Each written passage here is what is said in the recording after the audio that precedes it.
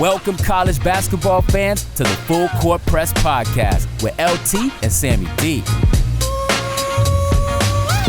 This is the podcast that brings you legendary stories from college basketball's golden era and dives in deep with a current analysis of today's game.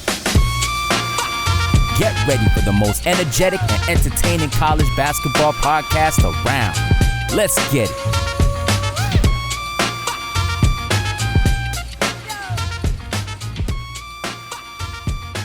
Hello and welcome to another Full Court Press, a college basketball coaches show powered by the Full Court Network.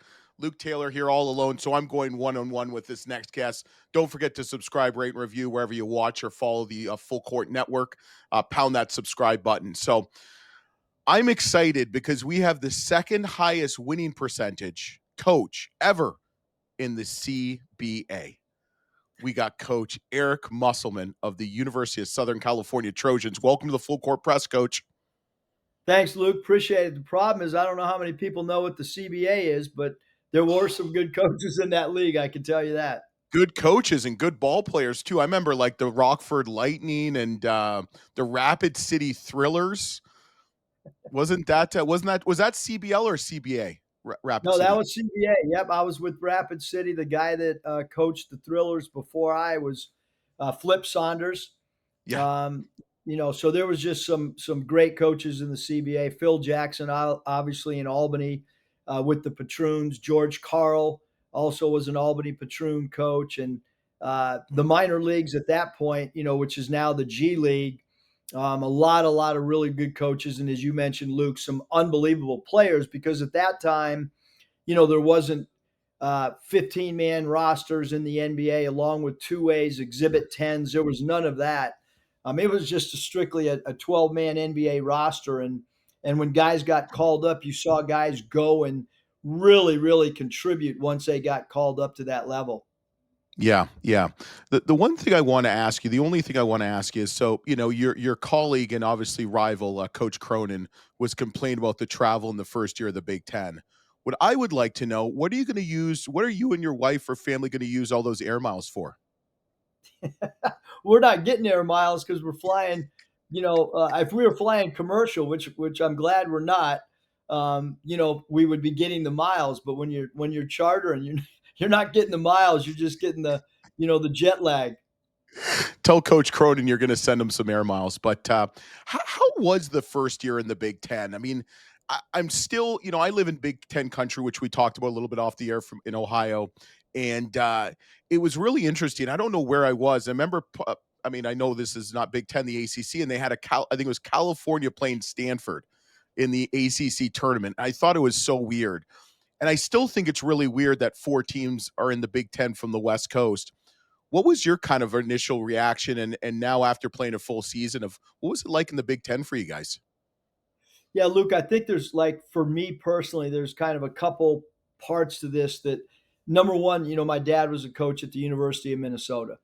And so I understand, when I was in elementary school, I went on road trips. I've been to East Lansing, for a Minnesota at, Michigan State. And I've been to Ann Arbor when Johnny Orr was coaching there and Ricky Green was the point guard, and Campy Russell was playing. So I've been to Ohio State when Coach Taylor was coaching there. And so I've seen and been a part of this. And with the changing landscape, all of the conferences are going through a transition period. So the Big Ten of what it was, there's still obviously the years and years of the tradition rivalries that are never going to go away. And now we're new, quite honestly, being in Los Angeles and at USC, it almost feels a little bit in year one like these are just non-conference games. They're one-offs. Yes. Yeah, exactly. We played at Rutgers, and then we saw them again in the Big Ten tournament. But you go to Maryland, it's one game. Kind of like Cal in the ACC came here and played us for a non-conference game. So I think that as the years go by, the fans, the alumni, all of us are going to feel more and more a part of the Big Ten with each year that goes by because it's a great conference. We're super, super excited about being in this for all the sports. It's super cool for football to be in the Big Ten. It's great for our women's basketball team. It's great for our program to be in such a great conference that's got so much tradition in so many different sports. Yeah. How would you compare the SEC and the Big Ten? Because I mean, there's obviously these battle. You guys are both the kind of two-headed monsters now, especially with constant conference realignment, what have you. I mean, you coached in Arkansas for a number of years. You've coached in Nevada. You've coached, you know, all over the place, China, you name it. It's really interesting, your background and your career. What is there any? Do you see any similarities to the style of play, or is there just big differences? No, there's big differences for sure. I think one, it's really hard to win on the road in both conferences. Both conferences have such great home court advantages, and even, when we were at Arkansas, we had an incredible home court advantage. Um, I think that athletically, the SEC has done a really good job of getting players drafted. There's been a lot of draft picks from the SEC, and I think that in this year's draft, you'll see the Big Ten have some early draft picks. Michigan State had a freshman in Jace Richardson who had an absolutely incredible year, and hopefully he'll Yeah. be a late lottery type pick. So both conferences have incredible coaches, have incredible home court advantages. Obviously, in the Big Ten, the travel is much more difficult because of the time change and geographically. The SEC is a little bit easier to travel during the course of the season, but the Big Ten super super physical, and the execution in the Big Ten is really at a high level too. So there's strengths and weaknesses with both conferences. Yeah, yeah, I would agree with you for sure. So you kind of had a rough first year. I mean, let's be honest, 17 and 18, 7 and 13. I was going to say, how are you going to build off of last year? But you've got a pretty much a completely new roster. Anything you're kind of going to do differently from either a recruiting standpoint or a coaching standpoint this next year with your team?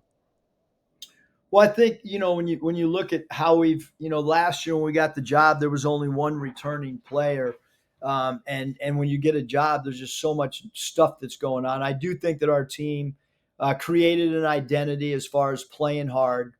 I do think that we had some big wins. At Illinois was a big win. At home against Michigan State. So we had some really, really good wins. We got to play better in the non-conference than we did this past season. And look, the truth of the matter is, I think that Washington, Oregon, UCLA, USC, we're going to have 2 to 3 losses more based on schedule, Mhm. and it's just a fact. Now, our women's basketball team, both at USC and UCLA, they did a great job in year one in the Big Ten, and they also both programs had great talent. So, with our travel, we've got to have elite talent in order to overcome, the travel difficulties. So, hopefully, we have a team that we feel super excited about, and hope now you got to go out and you got to have 8 really good weeks in the summer. And then you got to have great, September and October and get out of the gates early in November. Yeah, I mean, I really like your recruiting class. I like how it's balanced. I feel like you put a puzzle together. Um, and there's a couple players that I actually have seen in the flesh that I think are really going to show up and surprise some people. And two of them are Jordan Marsh, lightning quick point guard at UNC Asheville. We've had Coach Morrell multiple times on the show. I've watched him play multiple times. And then the other kid is Marion Dickerson from Robert Morris. I was in the flesh in Cleveland, and talk about a kid that's not scared of anything or anybody. He is a dog. And I mean, Rodney Rice, Chad. I mean, even the freshmen. I mean, you've really got a good team. How important, I guess, is this 8 weeks of preparation in the summer? And is there anything? How are you going to build culture with such a new team so quickly? Great question. So we don't start till June 9th, but we do have some guys in summer school already. Some of our underclassmen. So like even tonight, we're going to go watch the NBA game together, um, and we'll eat And that's the start of. I was at Big Ten meetings, so this will be the first start of us getting together. And then when the other guys come together, we'll do some other things. Go to a Dodger game this summer. A lot of our Fridays are non-basketball activity stuff that we do on the beach together, and then we'll go to my house and eat. So I think from a bonding standpoint, you got to really recognize that, and we'll do the same thing once we get in September. We'll go have a practice at Venice Beach, and I think like the real true bonding, in all honesty, starts happening when you go on the road, because that's when you're eating so many meals together. And Mhm. we are fortunate that we play in the Maui Classic this year, and certainly hope that in November our team can really start to understand who we are once we start playing games and we're together for 3 games in Maui. Yeah, yeah.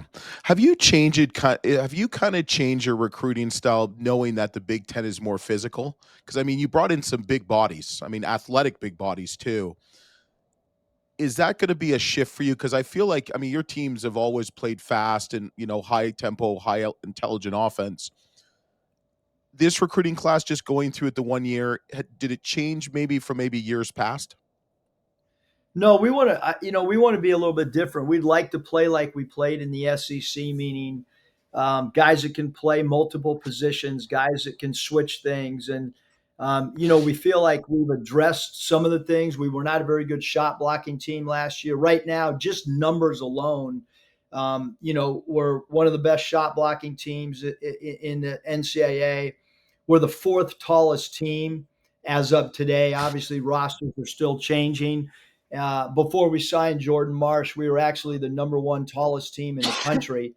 Yeah, he killed that So one for you, coach. He killed that one for you. he He did. absolutely killed it for you. But we've addressed some of our issues. We're a much better offensive rebounding team, Mhm. and then we also know there's some areas we've got to get better at. Like this team's got to do a better job defensive rebounding than what our current players' numbers say. That's one of the areas where we're not as good as we need to be. But this also should be a fairly high steal team. So some of the things that are important to us: creating steals, blocking shots, protecting the rim. Defensively, we're much better. We've got to, like I said, defensive rebounding will be a high priority. And then Yep. this team is physical. If you look at our numbers, we do have some players that are high foul players. So during our 8 weeks, it's going to be really important for us to, try to have a very tight whistle to try to, get better at defending without fouling. Yeah, yeah. That's sometimes difficult, especially for the European players. No offense. I've played a little bit with some European players. They like to use their elbows. So you've coached all over the world. I mean, you've coached at every level, uh, pretty much every level. I don't know if you ever coached like CYO or like kids basketball, like youth basketball, but No, I've done that, Luke, and it's actually when I got fired from the Sacramento Kings. I spent 3 years, started our own AAU program with my oldest son Michael, and it okay, was a super cool experience. I mean, as a dad, yeah, to be able to coach your son in AAU basketball is. So I have coached at that level and actually really love doing it. yeah. What would you say in all your years of coaching? If you could sit back and just think for a second, what year of coaching and where were you? What was the most impactful in your career?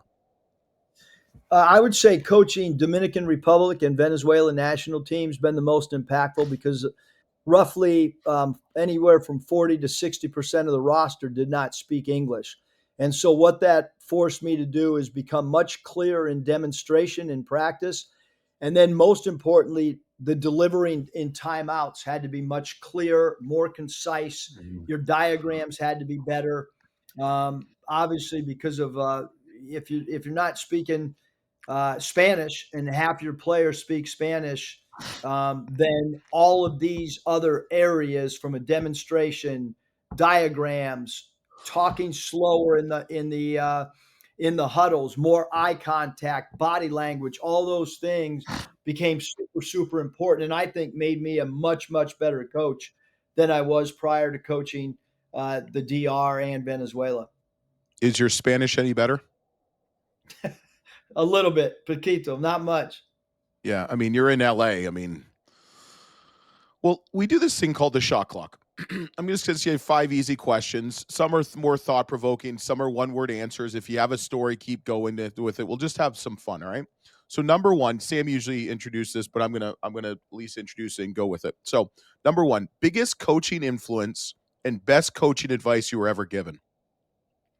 Biggest coaching influence is for sure the people I've worked for: Doc Rivers, Chuck Daly, Mike Fratello, those three guys, and then Hubie Brown. I would say the best advice, Pat Williams, an executive, Yeah. with Orlando Magic. Orlando, yep, Yep. is just be who you are. Whatever your personality is, don't try to emulate another coach. Go off your own personality. Yeah. Can you name all his 21 kids? That I cannot do. Doesn't he have like 21 kids or something? Yes, he does. Pat Williams, one of the most incredible leaders Yeah. I've ever been around. A brilliant, brilliant man who thought, could really think outside the box. And obviously he's the guy that brought the Orlando Magic, brought Mhm. NBA basketball to Orlando, and has been working to get a Major League Baseball team in Orlando as well. Yeah, he's done so much for basketball, let alone for the world. One word to describe USC, and then one word to describe the Big Ten. To describe the Big Ten from a basketball perspective, I would say physical.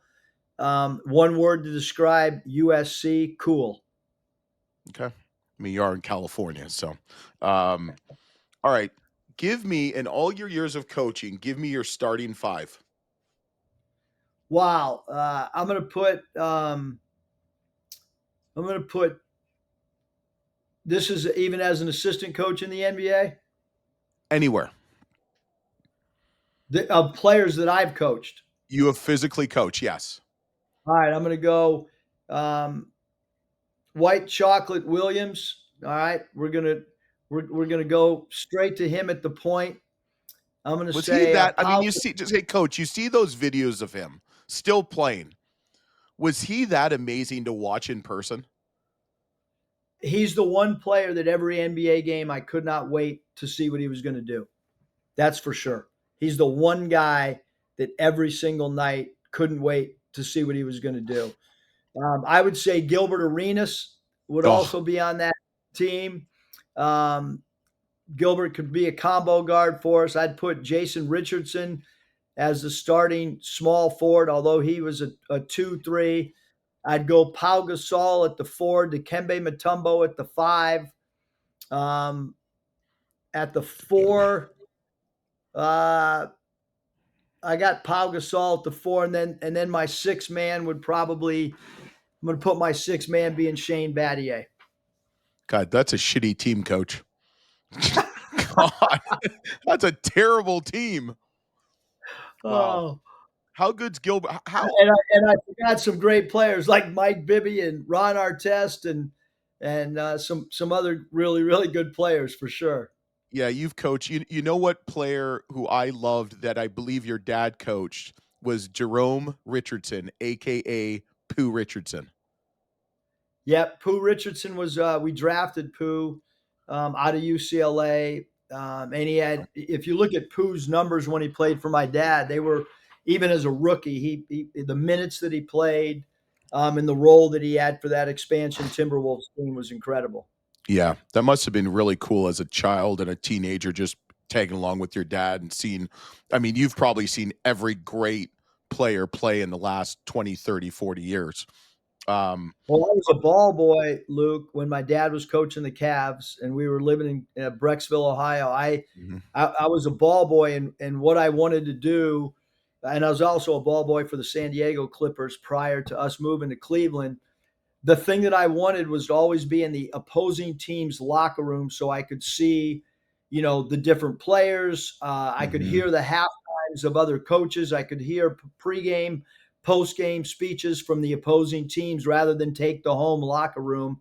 It was probably the smartest thing that I ever did. I'm not sure I really knew why I did that But even as a ball boy, I remember my mom taking me to the out to the Cleveland Arena, Cleveland Coliseum, and rebound for Larry Bird. Richfield Coliseum.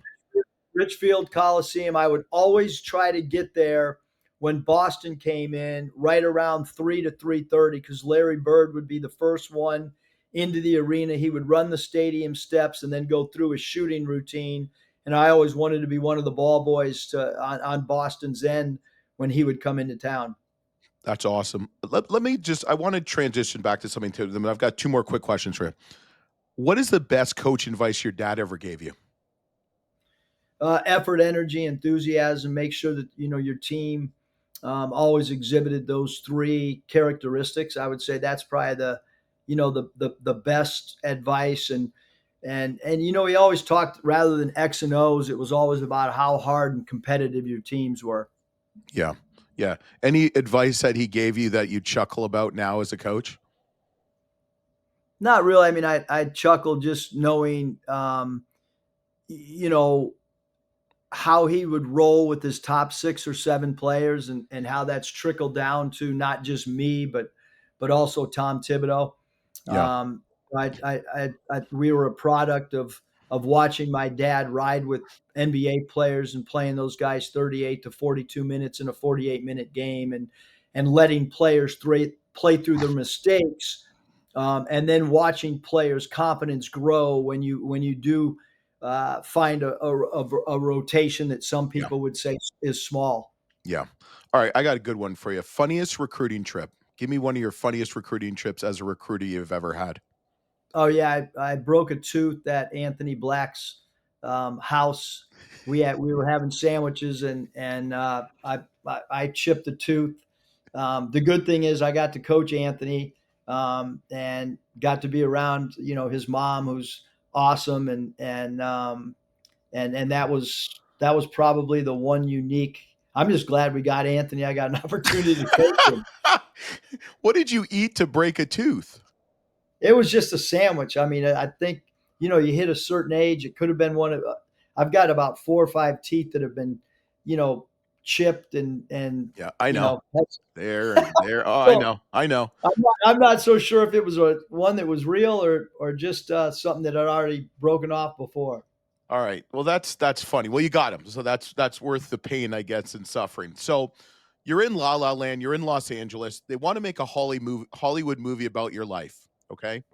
What would the title of the movie be? Who would play you? And what would be the theme song, or I guess kind of your come out song, your theme song of this movie they make of your life? Oh my gosh, that Luke, that I don't even know if I can answer that. That's so much wrapped up into. Oh man, I can't even answer that. I would need some prep time for that.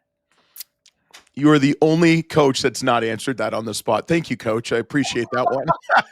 You've ruined my life, coach. Well, you're gonna get you're gonna tell me what that is one day, but you couldn't even give me a title of the movie. Or I'll make it easy. I'll make it easy. What song best describes you? How about that? Gosh, I can't even answer that.